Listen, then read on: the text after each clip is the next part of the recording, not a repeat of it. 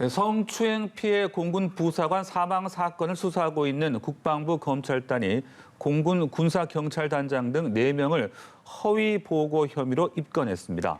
네, 군사경찰단에 대한 압수수색도 진행됐는데요. 국방부 취재기자 연결합니다. 신세롬 기자. 네, 공군 군사경찰단에 대한 압수수색은 오늘 오전 10시쯤 이루어졌습니다. 성추행 피해 공군 부사관 사망 사건과 관련해 허위 보고 의혹이 제기된 공군 군사경찰단장이 입건됐습니다.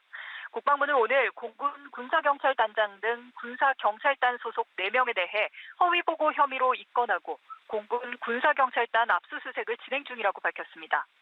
입건된 공군 군사경찰단장 등은 지난달 이중사의 사망 후 국방부에 보고하는 과정에서 성추행 피해 사실을 고의로 누락한 혐의를 받고 있는 것으로 알려졌습니다.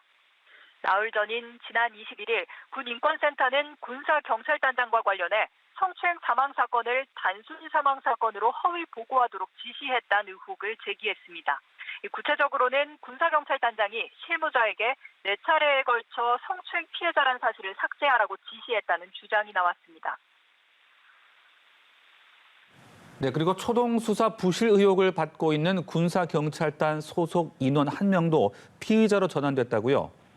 네, 국방부 조사본부가 군사경찰의 부실 수사 의혹을 들여다보고 있습니다. 이 조사본부는 그간 소환조사와 거짓말 탐지 검사, 디지털 포렌식 등 다양한 수사 기법을 통해 범죄 혐의점들을 확인해 왔다며 그 결과 20전투 비행단 군사경찰 수사 관계자 1명을 피의자로 전환한다고 밝혔습니다. 또 다른 수사 관계자 2명에 대해서는 징계위원회 회부를 결정했습니다. 앞서 국방부 조사본부는 부실 수사 혐의를 받는 20비행단 군사경찰 관계자 중 1명도 피의자로 입건하지 않아 논란이 됐습니다. 가해자 장중사가 보낸 협박성 문자 메시지를 사과로 인식했다고 진술하는 등 군사경찰의 부실 수사 의혹이 상당 부분 사실로 됐지만 직무유기에 해당하지 않는다며 피의자 전환을 미뤄왔기 때문입니다. 이 조사본부는 이 같은 내용을 오후에 열리는 군검찰 수사심의위원회 4차 회의에 보고하고 형사 입건된 인원은 이른 시간 안에 국방부 검찰단으로 송치하겠다고 밝혔습니다. 군검찰 수사심의위원회는 오늘 오후 2시 2차 가해 혐의로 구속된 노준이와 노상사에 대한 기소 여부를 심의합니다. 이 노준이와 노상사는 이중사의 성추행 피해 사실을 알고도 보고하지 않고 회유하는 등 2차 가해를 한 혐의로 지난 22일 구속됐습니다.